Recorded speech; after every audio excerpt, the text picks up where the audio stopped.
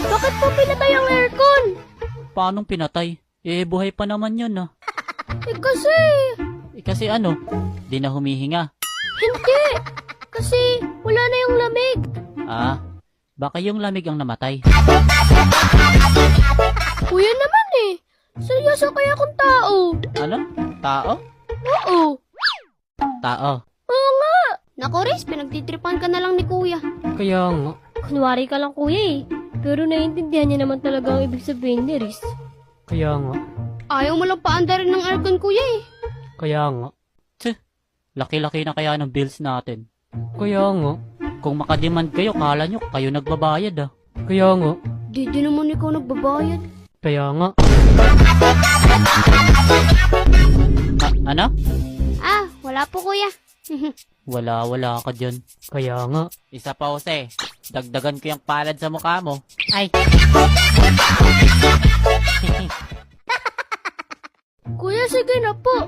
Paandarin na po natin, please. Opo, kuya, please. Napapawisin na po itlog ni Riz niyan, kuya. Kawawa naman.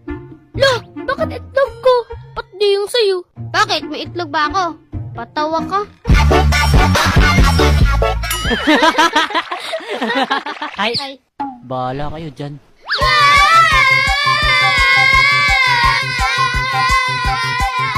Tawa na yan!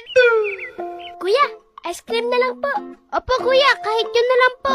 Please! Sige na po, kuya. Opo. Ah, bawal. May mga ubo kayo. Ah, hindi!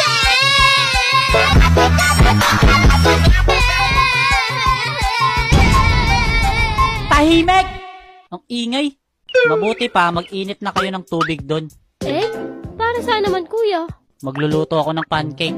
Yay! Wow. Tapos pang partner mo dun, kape. No? Eh ano pala? Milo. Eh? Kuya, Oh, bakit? gagawin mo ba yung chocolate flavor? Anong chocolate flavor?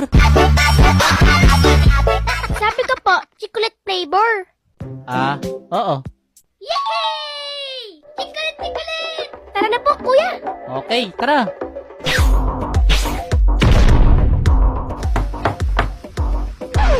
Oh. Sino yun?